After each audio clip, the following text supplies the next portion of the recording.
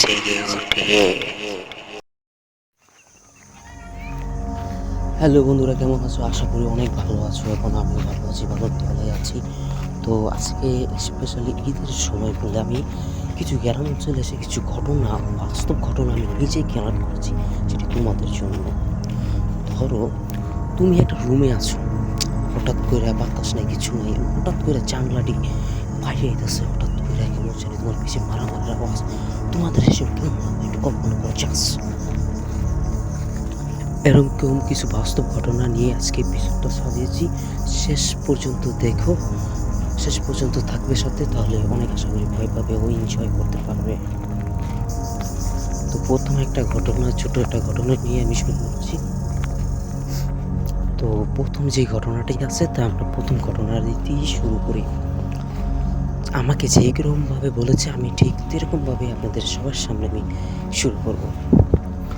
আমার বয়স তখন মাত্র 9 বছর। আমি একটা প্রাইভেট পড়ে একটা টিচারের বাসায় গিয়ে, তো আমার নানিগো বাসা আর আমাগো বাসা এক এলাকায়, হাইস্ট 10 মিনিট হাইটে যাওয়া লাগে। মাঝখান দিয়ে রাস্তাটার একটা ভাঙ্গা, ওই ভাঙ্গার মাঝখানেই এক কিনারে একটা বাচ্চা, যে বাচ্চাটাকে নিয়ে আছে হাজারো গল্প, হাজারো কাহিনী। তো আমি ওই বাচ্চাটার বিষয়ে এতটা বিশ্বাস করি না। তো আমি এরকম বাচ্চাটা দিয়ে একদিন সন্ধ্যাবেলা আমি প্রাইভেট পড়তে যাচ্ছিলাম। তো ওরকম সন্ধ্যার আজানটা, তো এরকম সন্ধ্যার টাইমে সন্ধ্যার আজান দিতে আছে চারপাশে। তো এরকম টাইমে আমি প্রাইভেট পড়ার জন্য রেডি হয়ে আসছিলাম।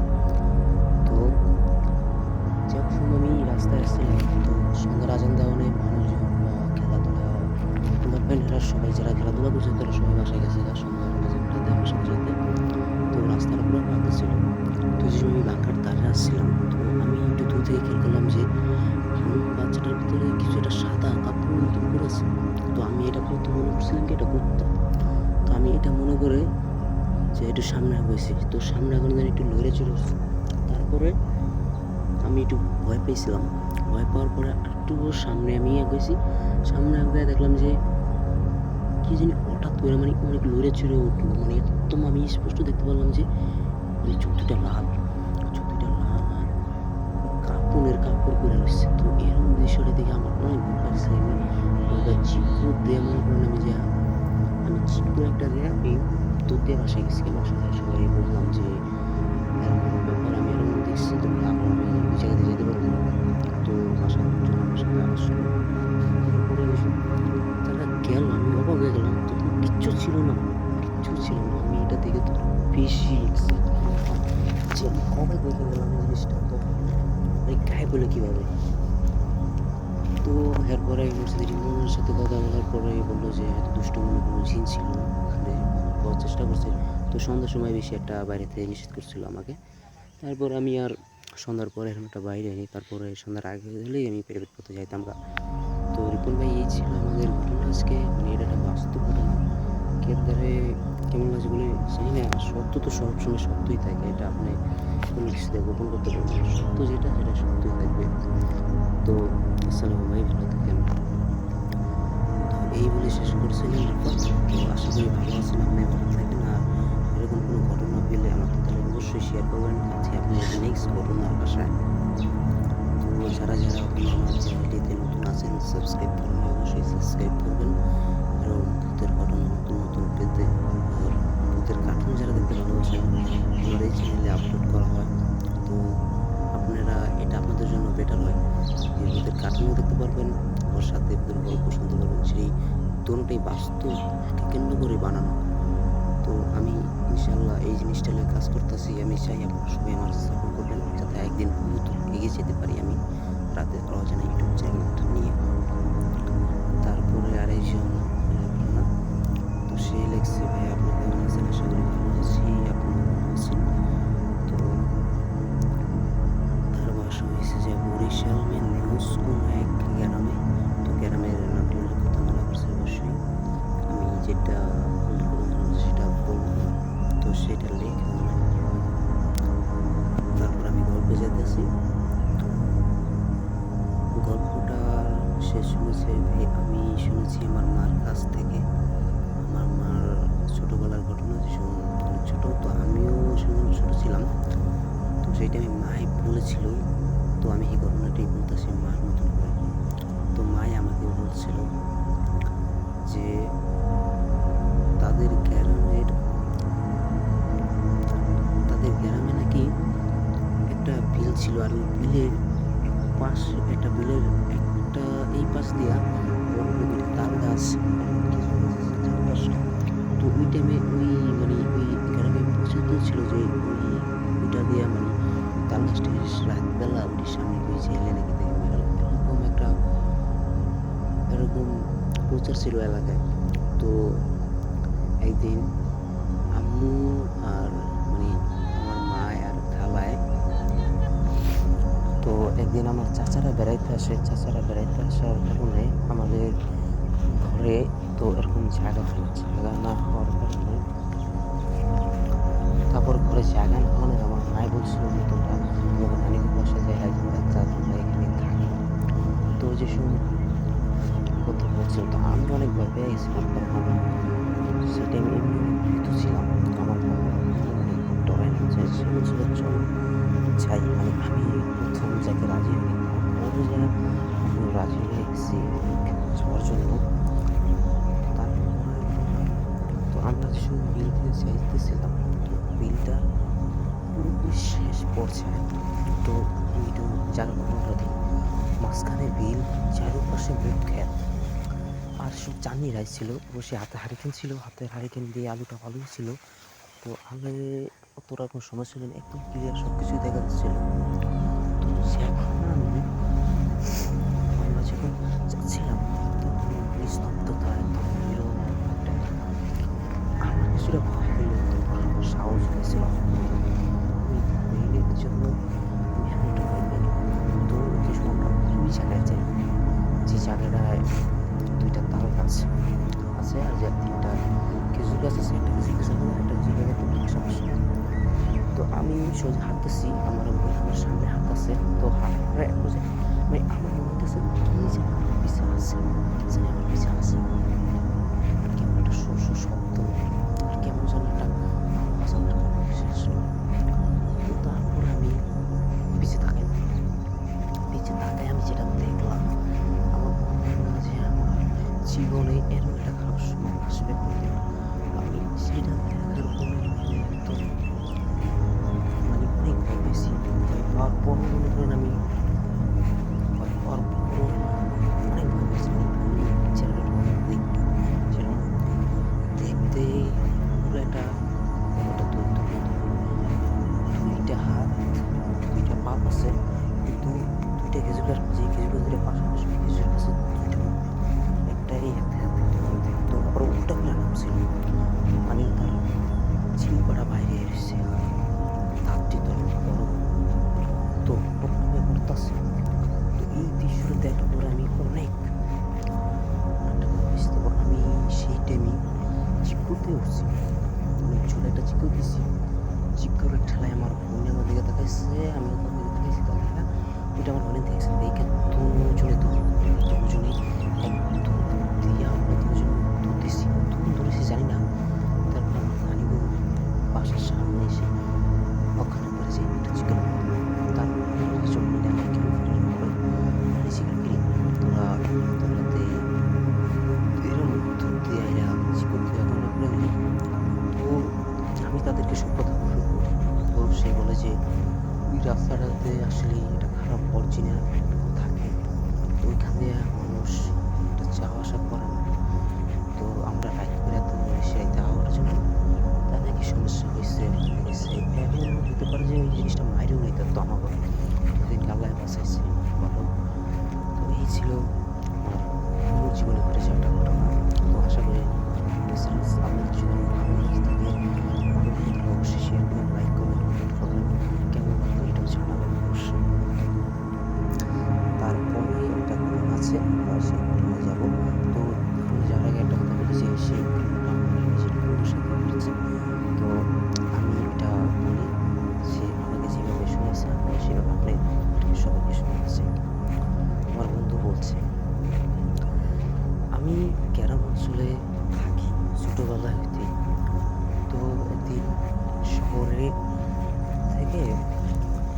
শহরে যাওয়ার ইচ্ছা জাগলো বা শহরে কাজ করার মন জাগলো।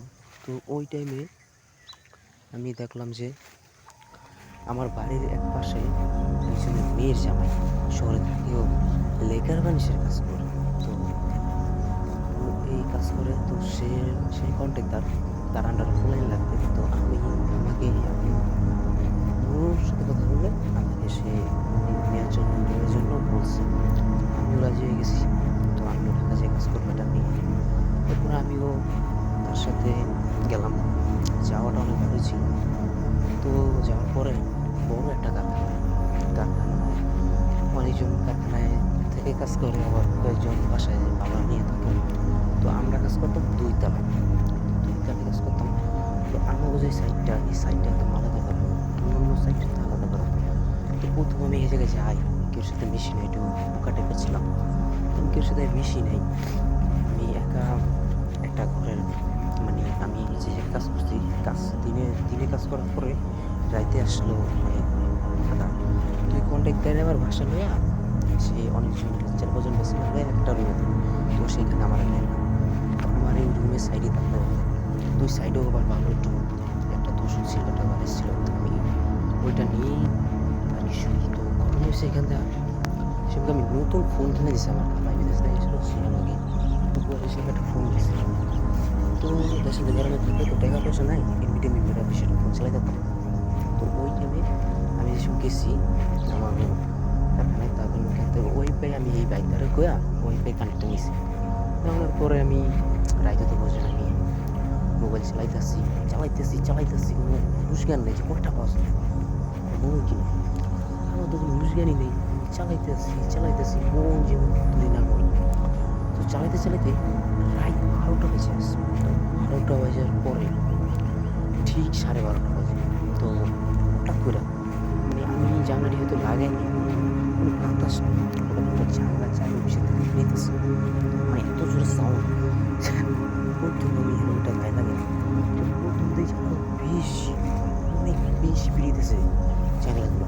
ওষুধটা দিকে তো আমার এটা ফটকা লাগলো মনে করলে আমি জানলার ভয় করতেছিলাম।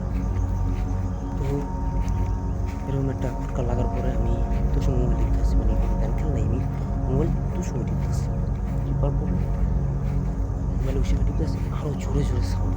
তারপরে একটা পর্যায়ে মোবাইলে যখন পিছে কি জানি মারামারি করতেছে। এই জিনিসটা দেখে মানে আমার তো আরও বেশি ভয় কাজ করতেছে। এই জিনিসটা যে আমার পিছে করতেছে, মানে সে সত্যি কথা বলতে যে আমি কম্পিউটার তুলে যে পিছিয়ে তাকাম ওই সাহস আমার নাই। তো ভয় আমি ওটা জোরে টানছি। আশ্চর্যের বিষয় হলো কি পিছিয়ে দেখে আবার কম্পিউটার টান দিয়ে ওরা দিলাম কম আগে, কারণ জোরে বাড়ি দিতেছে জানো। আর ভয়ঙ্কর আওয়াজ কানেক্ট আসতেছে। আমার ভয় আমার মোবাইলটা আমি কন্ট্রোল করুন কি, আমার মোবাইলে তো আমার এত ভয় পেয়েছি। মোবাইলটা আমার নিজের হাতের থেকে মানে পড়ে গেছে, উপরে গেছে। মোবাইলে উঠে নিয়ে সাহসটা আমার জায়গা নেই আর কি, ভিতরে মানে এই সাহসটাও নাই। মনে করছি মরা মানুষ যেরকম থাকে ওরকম চুপ করে চুপটা বুঝছে হয়ে গেছে। তখন এরকম করে কিছুক্ষণ নিরবতা হলো, 10 থেকে 20 মিনিট। 20 মিনিট পরে ঠিক 20 মিনিট পরে যে আমার ভাবলো যে বিশ্বের সাইডটা কি জানি একটা মোমবাতি ধরাই দিচ্ছে, এরকম একটা আগুনের বল। তো সেম এরকম একটা আগুনের বল, আমি চোখটা কিছু বুঝে রেখেছি। তো হঠাৎ করে লাগলো আমার কারো আমাকে অবশ করে লাগলো, সেরকম কে অবশ করে লাগলো, সেম এরকম অবশ করে লাগলো। সময় মনে বেঁচে আসছি, মানে লাই পড়তেছি, আর কিছু মাথায় আসে এরকমই করতেছি। আর দেখলাম পুরো আমার সব কিছু অবশ করে লাগছে, একদম অবশ হয়ে গেছি। খালি মাথার চেষ্টা মনে আছে যে আমি কি আমার মনে আছে। তো এরকম টাইমে দিয়ে আবার শরীরটা ছেড়ে দিচ্ছে, জিনিসটা আমি তোমার ভিতরে ঢুকতে হয়েও পুরো ক্যাশ করতে পারি নাই। তো এই টাইমে দেখি জিনিসটা ছেড়ে দেওয়ার পরে তো মানে আমি আবার স্বাভাবিক ফিল করলাম। তো আমি আবার স্লো আর বেশি করতেছি। তো এরকম টাইমে দেখলাম আমার ভিতর থেকে কেমন যেন ভাই ফিরে আসছে, কে জানি কেন জোরে ফিরে গেছে। এরপর সব শান্ত একদম নীরব, তো নীরব হয়ে এটা গেছে। আমি এর আগে বিশ্বাস হইতে পারিনি, কারণ মায়ের কাছে ছিলাম খুব সকাল আমি এইসব রাত থেকে এই অভিশপ্ত রাত থেকে আমি মুক্তি পাবো, এরকম একটা পরিস্থিতি আমার যে এরকম টাইমে মানে এরকম চাইতে করতে একটা সময় ফজরের আজান আমি শুনতে পাই। তো ওই টাইমে মুখটা অনেক খারাপ হয়। তো ফজরের আজান শুনতে পাওয়ার পরে ওই সময় কোনো ঘুমের আর কোনো ঘুম আমার মরিয়ে গেছে। আমি সেরকম আরম তারপরে দিনে আইসি মতন বললাম সবাই, তো বাইরে বলার পরে সেগুলো তো একলা ঘুমার কি দরকার আছে, আশেপাশে মানুষের জলগুলোকে যায় ঘুমায়। আমিও বললাম যে ওগুলো ঘুমাইতাম না। তারপরে যে আমার মেসে খাইতাম, ওই মেসে লাগে আমি কথা বললাম যে কাকি এরম এরম। তো কাকি বললো তোকে এনে তোরা যে সাইডটা কাজ করস ওই সাইডটা ওই পিছনে জায়গাটা ওই যে আপনার একটা বিল মানে একটা পুকুরের মতো বড়। তো ওই পুকুরটা নাকি ওই যে ময়লা জায়গাটা, ওই ময়লা জায়গা নাকি একটা মুরব্বিরে দেখা যায়। উনি একদম বয়স্ক একটা হত্যারি, হয়তো অনেকটা হাঁটে। তো এই জিনিসটা আসলে কোনো নর্মাল একটা জিনিস না, সে বলছে যে এটা জিন বা ভূত। তো তো এটা মানে কি আছে ওই জায়গায়। তো এরকম বলে আমার শেষ করলাম তুমি একলা ঘুমানোর দরকার নেই, ওই জিনিসটা একলা উঠলেই তোমার জায়গায় তুমি তোমার আশেপাশে যারা আছে তাদেরকে মিলেমিশে একসাথে তাহলে আর কোনো সমস্যা হলো না। বাট এই কথা বলার পরে তারপরে তো আমি তাদের সাথে সময় আর একলা ওই রুমে ঘুমার সাহস হয়। তো যে সময় আমাদের দলে আরও মানে আমি যে সময় আরও প্রধান ছিল, তো ওরা দুবার ঘুমাইছিলাম ওই রুমটাই, কোনো সমস্যা হয় না। আপনার ভালো থাকবেন সবাই, কেমন বিপুল ভাই আপনি অনেক ভালো থাকবেন। আর আপনার জন্য অনেক দোয়া রইল যে আপনি আপনি যে চ্যানেলে আপনি যেই আশাটা নিয়ে ইউটিউবটা করতেছেন, এই আশাটা যে আপনার পূরণ হয়। আর প্রিয় লিসেনার্স আপনারা সবাই লাইক কমেন্ট ও শেয়ার করবেন। তো এই ছিল আমার বন্ধুর ঘটনা, আর এই বন্ধু আমাকে লাস্টে বলেছে। তো আসলে কেমন হয়েছে আপনাদের তাহলে, তো ভালো লাগলে অবশ্যই জানাবেন, কমেন্টে জানাবেন। আপনাদের মতামত আমার জন্য অনেক জরুরি, বুঝছেন আপনাদের মতো। আর আরেকটা কথা বলে রাখি, আপনাদের জীবনে যদি এরকম ফুটেজ পান এই ঘটনাটি আপনি কমেন্ট বক্সে দেখতে পারেন। আমি হয়তো কার্টুন ভিডিও দিয়ে বানাবো, আর নয়তো এরকম গল্প বলে দেবো। তো আমাদের নেক্সট গল্পে আমরা যাই। তো নেক্সট গল্পটা লিখেছেন যে আপনার একটা মুরব্বী, একটা চাচা।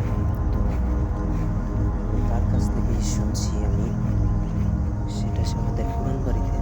তো সে আমাকে যেভাবে বলতে যে আমি আপনাদের সবাইকে সামনে বেশিরভাগ উপস্থাপন করে মানে সেইভাবেই আমি কথা বলতে চাচ্ছি আর কি।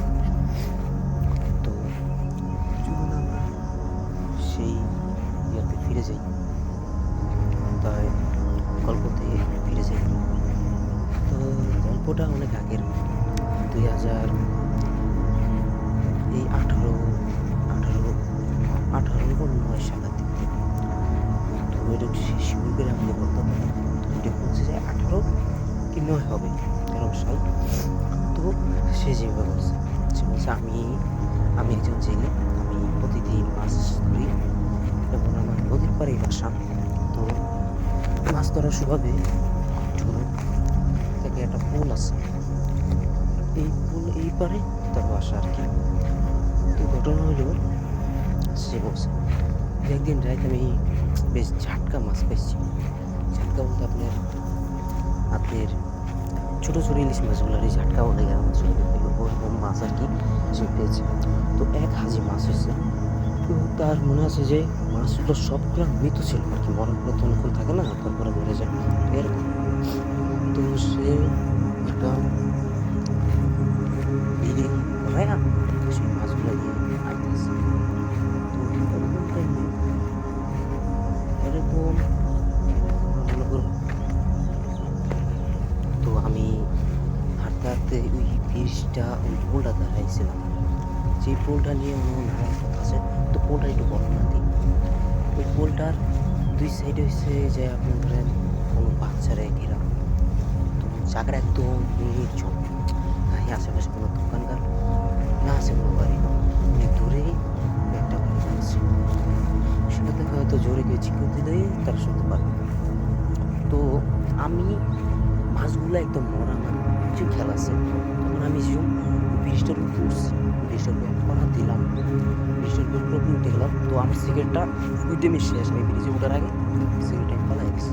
তো আমি উঠছি, উঠার পরে দেখলাম যে ব্রিজের উপরে তো আমার যে মাছগুলো খাঁচায় ছিল, যে খাঁচার উপরে খাঁচাটা হঠাৎ করে উড়ে উঠছে।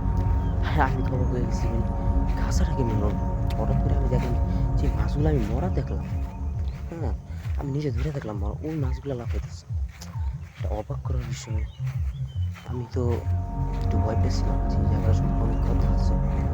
তো তখন আমি ভয় পাওয়ার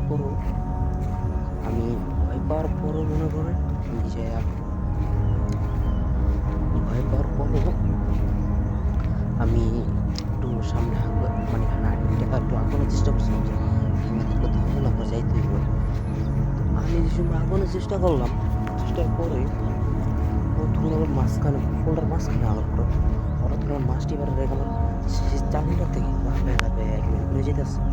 তো যে জিনিসটা দেখলাম, তো পরে আমি একটা জিনিস সবচেয়ে বেশি ভয়ঙ্কর মানে উপলব্ধি করলাম যে হয়তো কিছু করার হচ্ছে। আমি মাছের চোখ দিয়ে দেখা দেখলাম মাছের চোখ দুটো একদম প্রত্যেকটা মাছ।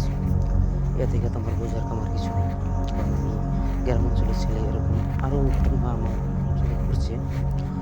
তো এটা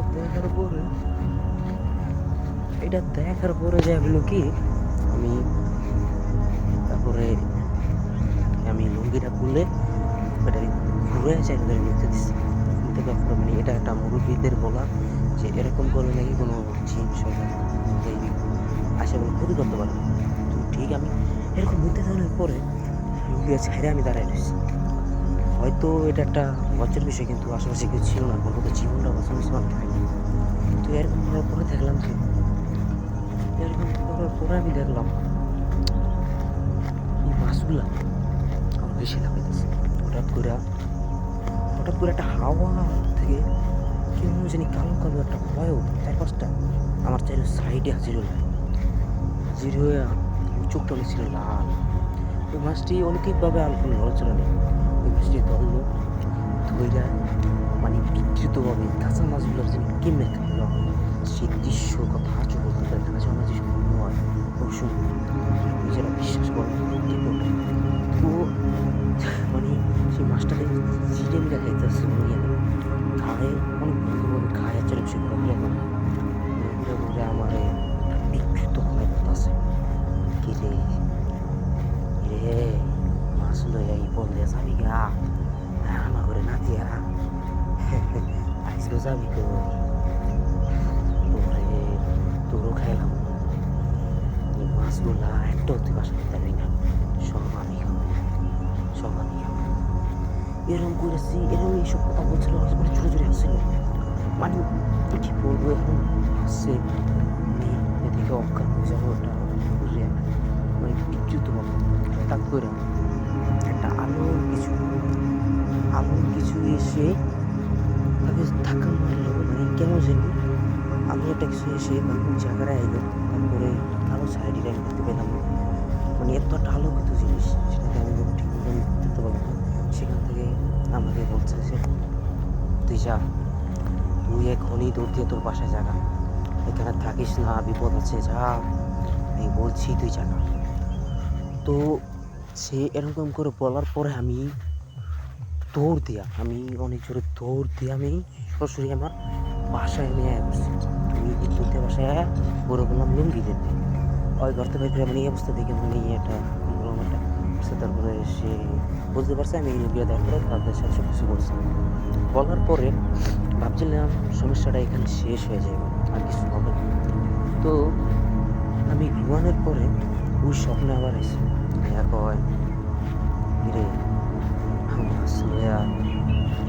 মাছ খাইছি দেখে কি তোরও লইয়া যাবো আমাকে লগে, তুই পয়সা থাকবে ভাবছিস কোনদিন না, তোর চাইতে হইব। এইসব কথা শোনার পর আমি ঘুমাতে লাভ ধরি, এইসব কথা শুনবো না, স্ত্রীকে বলবো। সে তারপরের দিন আমি 5-6 দিন ধরে আর গাঙ্গে যাই না। তারপরে আমাকে সেখানে হুজুরদের নেওয়া হয়। হুজুরে কতক্ষণ পরে সে বললো আমি 5 মিনিট আইতেছি। তারপরে যে পালিত জিনিস ছিল তার সাথে কথা বলে সে এসে জানাইতেছে যে গতকাল রাতে আমার নাম আসলে জামাল ছিল। তো হুজুরে বলছে জামাল ওখান থেকে মাছ নিয়ে আমার সময় কিছু শয়তান জিন ওই পোলটাই বাস করে। ওরা পোলটা বাস করে, তো মাছ নেওয়ানোর সময় ওদের অনেক লোভ যাচ্ছে, তো ওরা মাছটি খাইব ভাবছে। তো মাছটি ওরা কুশলে নেওয়ানোর সময় সে যে বুঝছে না ওই মুহূর্তেই গায়ে যায় পড়ছে, তো গায়ে মুহূর্তে পড়ছে, যার কারণে পুরোপুরি খেপে গেছে। খেপে যা ওকে না নিয়ে যাবে না, মানে ওকে তারা মারবে এরকম একটা ক্ষোভ। তো সে ধরছে সে জিনগুলা, আর যে জিনটা বাঁচাইছে ওই জিনটা মূলত আর কেউই না, আমার পালা জিনটাই সে বাঁচাইছে তাকে। তো মূলত ঘটনা যে তার পালা জিনটাই মানে গ্রামটাকে ট্যাগল দিয়ে রাখবে এইসব ঘটনা থেকে বাঁচায় আর কি। তো সে জিনটাই নাকি বাঁচাইছে আমাকে। হুজুরে কিছু পানি ভরা দিল আর হাফিজ দিল। তো আল্লাহর রহমতে বেশ দিনই কেটে গেল, ভাবছিলাম সমস্যাটা সমাধান। অনেক দিন কেটে যাওয়ার পরে ধরেন 20 দিন গেছে, 20 দিন পরে তো এরকম তো আর বসে থাকা যায় না, কারণ কাজ তো করা লাগবো, গরিব মানুষ। গাঙ্গে না গেলে কি খামো, যাই আবার গাঙ্গে যাওয়া আমি শুরু করি। গাঙ্গে যাওয়া শুরু করলে দেখা যায় আমি যখন গাঙ্গে যাই, গাঙ্গে গেলে পানি নিচে কিছু অদ্ভুত জিনিস দেখি। কোন সময় দিই বড় মাছ, ওইটা কিছু আবার এই জালে মাছ উঠতেই গেছে রে নৌকায়, তবু এই জালে আর নৌকায় মাছ নাই।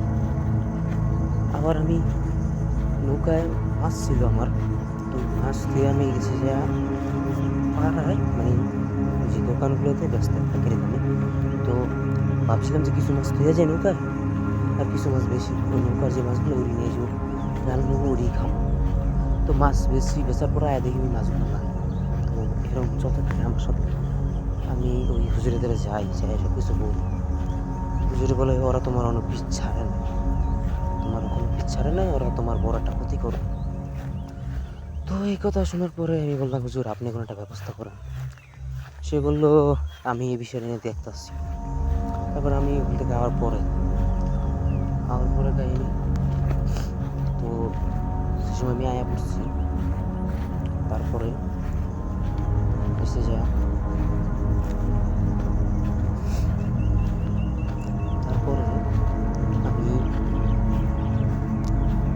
তারপরের দিন স্বপ্ন থেকে সেই ব্যাপারটাই 14টা আগালো আর লাগানো তো বেশি। সে বললো তুই যে হুজুরকে ধরছ সেই হুজুর দিয়া তুই পার পেয়ে যাবি। তুই করছিস আমাকে বললাম তোরা না নিয়ে আমি যাবো, তোকে আমি নিব, তোর কিছু না কিছু আমি নিবই, তোর বড় ক্ষতি ওরে জামাল, তোর বড় ক্ষতি। এই কথা শোনার পরে অনেকটা আমি ভাবতে পারছি। তারপরে দেখলাম আমি আমার বিছনায় শুয়ে রয়েছি। তারপরে একদিন আমার যে ছোটো ছেলেটা ছিল, তো এটা আসলে আগে বলা হয়নি, আমার একটা ছোটো ছেলে ছিল, ছেলেটার বয়স ছিল 1 বছর, অনেক আদরে ছিল, প্রথম সন্তান। তো আমি গাঙ্গে যাচ্ছিলাম, গাঙ্গের মাঝে আমার একটা ফোন আসে। ফোনে আমার স্ত্রীকে দেখে বলে যে আমাদের সেই ছেলেটার নাম ছিল জীবন, সে আর গেছে। তো ওই কথা শোনার পর অনেক কষ্ট যায়। তারপরে আমি সে হুজুরের সাথে আমি যাই। যাওয়ার পর হুজুরের সাথে আমি কথা বলি যে হুজুর দিনকে স্বপ্নে এরম দেখছি। তো হুজুর ব্যাখ্যা করে যে তুমি যেটা দেখছো সে শয়তানটা তার কথা রেখেছে, তার কথা ছিল যে তোমার কিছুটা নিয়ে যাবে, তোমার বউটা হতে হবে, তোমারটা বড় হতে হবে। তো কখনো ইলিশ মাছ নিয়ে এরম জীবন অবশ্যই সুরে কালা জানলে শরীর বন্ধ করে রেখে এই কথা হুজুরে বলে। তারপরে আমি এসে যাই। এই ছিল আমার জীবনে ঘটেছে একটা ঘটনা। বাবা তোমাকে বললাম, কারণ এই দুনিয়াতে এরকম কেউ কিছু আছে, কেউ সেটা জানে না, অজানা জগৎ। যেরকম এরকম আমাকে এই দুনিয়া এরকম আর একটা অজানা জগৎ আছে, সেটা আমাদের চোখের সামনে দেখা যায়। কিন্তু অবশ্যই এটা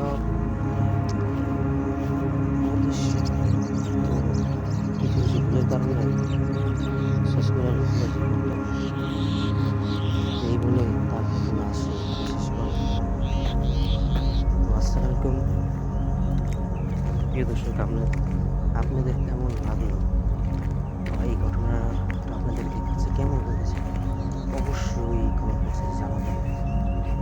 আর ভালো লাগলে অবশ্যই লাইক শেয়ার করবেন। আর এরকম ঘটনা যদি আপনাদের সাথে থেকে থাকে তাহলে অবশ্যই শেয়ার করবেন। তো আজকে এই পর্যন্তই। তো আশা করি সবাই ভালো থাকবেন, সুস্থ থাকবেন। আর রাতের অজানা ইউটিউব চ্যানেলটির সাথেই থাকবেন। অবশ্যই যারা নতুন আছেন সাবস্ক্রাইব করুন প্লিজ, কারণ আমাদের এরকম নতুন ঘটনা পেতে হলে আপনাদের তো কিছু করা লাগবে। তো ভালো থাকেন, আশা করি সবাই। আল্লাহ হাফেজ। আবার পরবর্তীতে কোনো এপিসোডে দেখা হবে নতুন কোনো ঘটনা নিয়ে, নতুন কোনো গল্প নিয়ে। এই ভিতরে ভালো থাকবেন আশা করি সকলে।